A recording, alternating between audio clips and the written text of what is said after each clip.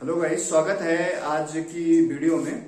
जैसा कि शिक्षा मनोविज्ञान की पहले भी 2 वीडियो जो है आपने देखा होगा, और आज का जो टॉपिक है वो ब्लूम टैक्सोनॉमी के ऊपर है। ब्लूम टैक्सोनॉमी जो है उसमें क्या होता है कि कई सारे एग्जामों में और अक्सर जो है साइकोलॉजी में ब्लूम टैक्सोनॉमी से कुछ ना कुछ क्वेश्चन आते हैं हर साल, और जितने भी पेपर हो रहे हैं, चाहे वो सीटेट में आते हों, चाहे केवीएस में आते हों, ठीक है, या सुपर टेट में आते हैं, यूपी टेट में, सब में जो है ब्लूम टैक्सोनॉमी से कुछ ना कुछ आता है। आज हम ब्लूम टैक्सोनॉमी की बात करेंगे। ब्लूम टैक्सोनॉमी जो है उसमें किस तरह से जो है जो सीखने का उद्देश्य है, सीखने का जो उद्देश्य है, सीखने के उद्देश्य में क्या होता है कि हमने जो है उसमें ब्लूम टैक्सोनॉमी ने 6 पदानुक्रमिक सिद्धांत दिए, ठीक है, जो 6 स्टेप बाय स्टेप जो है उन्होंने सिद्धांत दिए हैं ब्लूम टैक्सोनॉमी में। ब्लूम टैक्सोनॉमी में उन्होंने बताया है कि किस तरह से जो संज्ञानात्मकता है, ठीक है, संज्ञानात्मक जो है उद्देश्यों को प्राप्ति किस प्रकार की जाए, उसके 6 टॉपिक या एक तरह से 6 पदानुक्रमिक या 6 स्टेप बाय स्टेप जो है उन्होंने सिद्धांत दिए हैं, उन सब के बारे में जानेंगे। पहले हम उन सब के सिद्धांतों के बारे में, ठीक है, या जो उनसे जितने स्टेप हैं उन स्टेप के बारे में जानेंगे, और उसके बाद में हम उसको एक अच्छे से एक्सप्लेन करूंगा कि किस तरह से उसमें किस प्रकार क्वेश्चन आते हैं या क्या आता है जिससे हम पहचान कर सकते हैं कि ये ब्लूम टैक्सोनॉमी, ठीक है, के किस स्टेप से रिलेट करता है।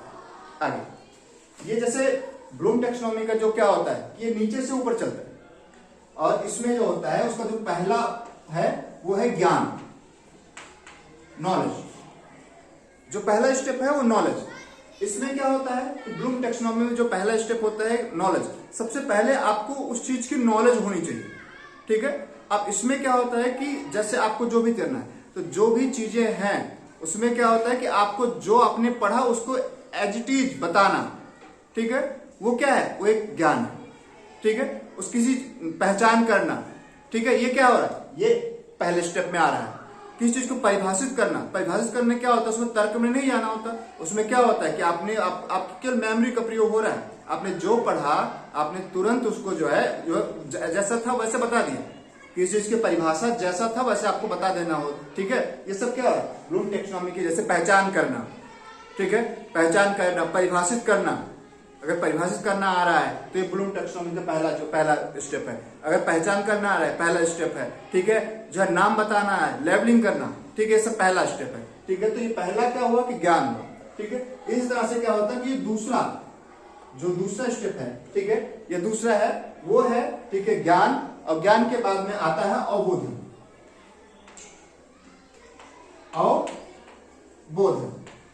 ठीक है। इसको अवबोधन को हम समझ भी कह सकते हैं, ठीक है।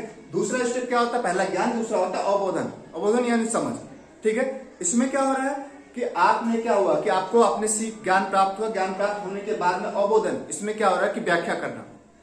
अगर व्याख्या करने की बात आ रही है, ठीक है, तो क्या हो रहा है कि अवबोधन की बात हो रही है। उसमें सूची बनाने की बात आ रही है तो अवबोधन की बात हो रही है, ठीक है, चीजों को। तो व्याख्या करना, सूची बनाना, ये सब क्या हो रहा है, ये जो अवबोधन है उसमें क्या नहीं, आपने समझ लिया, आप समझ के उसकी व्याख्या कर सकते हैं। अगर आपकी व्याख्या, अगर कोई बच्चा कह रहा है कि कोई बच्चा किसी चीज को समझा और समझने के बाद में उसकी व्याख्या कर रहा है, ठीक है, तो ब्लूम टैक्सोनॉमी के कौन से जो है जो स्टेप है उसके अकॉर्डिंग आ रहा है, तो वह अवबोधन यानी समझ के अनुसार आ रहा है। तीसरा क्या होता है, ज्ञान हो गया, ठीक है, दूसरा अवबोधन हो गया। तीसरा क्या होता है कि अनुप्रयोग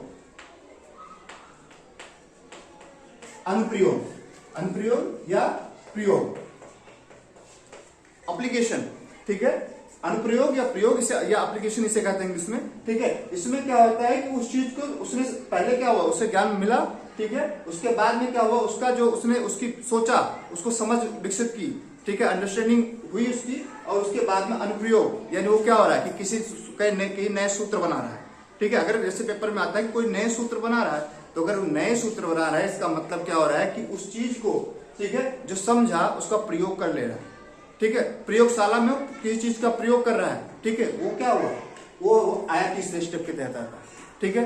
सूत्र बना रहा है, प्रयोगशाला में प्रयोग कर रहा है, ठीक है, किसी चीज से कुछ नया बना रहा है, ठीक है, किसी चीज से कोई नया बना रहा है, कोई प्रोजेक्ट बना रहा है, ठीक है, वो सारी चीजें क्या हुई कि अनुप्रयोग के अंतर्गत आती है, ठीक है।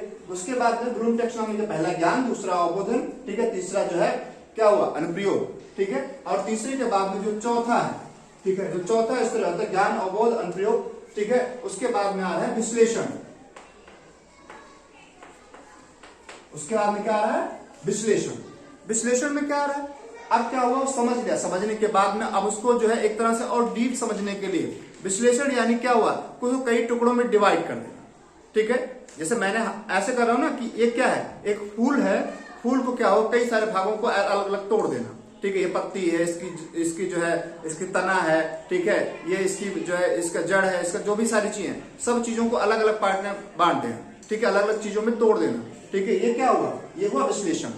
विश्लेषण में क्या होता है कि जो चीजें हैं उसको अलग क्या हुआ, पहले हमने समझ लिया, समझ के बाद में उसके क्या हुआ, उसकी वह समझ सकते हैं। ठीक है, उसकी पहचान कर सकते हैं, उसका नाम बता सकते हैं, परिभाषित कर सकते हैं। अवबोधन में क्या होता है कि हम उसका वर्गीकरण कर सकते हैं। ठीक है, हम उसका व्याख्या कर सकते हैं। अनुप्रयोग में उसका नए सूत्र बना सकते हैं, नई चीजों को बना सकते हैं। ठीक है, प्रयोगशाला में प्रयोग कर सकते हैं। ये सब किसके अंदर आता है, प्रयोग के अंदर आता है। और विश्लेषण यानी उस चीज को और अच्छे समझने के लिए कई टुकड़ों में विभाजित कर देना, छोटे छोटे टुकड़ों में तोड़ देना। ये क्या होता है कि जो है विश्लेषण हुआ। विश्लेषण के बाद में जो चौथा स्टेप आता है, ठीक है, विश्लेषण के बाद में जो चौथा स्टेप आता है वो होता है संश्लेषण। संश्लेषण, ठीक है, विश्लेषण के बाद में जो चौथा स्टेप आता है वो होता है संश्लेषण। संश्लेषण में क्या होता है, उन चीजों को एकजुट कर देना, एक तरह से सारांश एक निकाल देना उसका। ठीक है, विश्लेषण में तोड़ते हैं, लेकिन संश्लेषण में उसको एक करके उसका सारांश निकाल देते हैं, उसका सामान्यीकृत कर देते हैं। ठीक है, वो होता है संश्लेषण। और संश्लेषण में क्या होता है, तर्क देना, व्याख्या करना। ठीक है, साथ में क्या हो रहा है कि उसमें जो है उसके बारे में चर्चा करना। ठीक है, एक जनरलाइज कर देना, सामान्यीकरण क्या होता है, वो होते हैं जो है संश्लेषण। और संश्लेषण से अगला जो स्टेप होता है, ठीक है, सबसे जो है पांचवा स्टेप एक तरह से, पहला हुआ, दूसरा, तीसरा, और जो छठा होता है वो होता है मूल्यांकन। मूल्यांकन, जो छठा स्टेप है वो है मूल्यांकन। मूल्यांकन में क्या होता है कि निर्णय दिया जाता है। ठीक है, मूल्यांकन में क्या होता है कि निर्णय दिया जाता है कि जैसे क्या है, जैसे कोई संस्था है। ठीक है, कोई संस्था है कि जैसे नीति आयोग क्या अपने कर्तव्यों का पालन कर रही है, नहीं कर रही है। आपकी नगर निगम क्या नगर निगम अपने कर्तव्यों का पालन कर रही है कि नहीं कर रही है। ये क्या हुआ, ये हुआ मूल्यांकन। इसमें आपको निर्णय बताया जाता है कि इसका निर्णय देना होता है। ठीक है, तो इस तरह से ब्लूम के जो 6 स्टेप हैं, पहला ज्ञान है, ठीक है, जो मैंने आपको बताया, दूसरा अवबोधन, तीसरा अनुप्रयोग, और चौथा विश्लेषण, पांचवा संश्लेषण, और लास्ट में मूल्यांकन। ये ब्लूम टेक्सोनॉमी के अंतर्गत इन्होंने 6 स्टेप बाय स्टेप जो है 6 जो है सिद्धांत दिए हैं। और उन सिद्धांतों के साथ सीखने के जो उद्देश्य हैं उसकी प्राप्ति के बारे में बताया कि इन सिद्धांतों के साथ सीखने के उद्देश्य की प्राप्ति की जा सकती है। ठीक है, ये हुआ। अगली वीडियो में हम आपको एक टॉपिक में, ठीक है, ज्ञान के बारे में या अवबोधन के बारे में, अनुप्रयोग सबके बारे में बताऊंगा।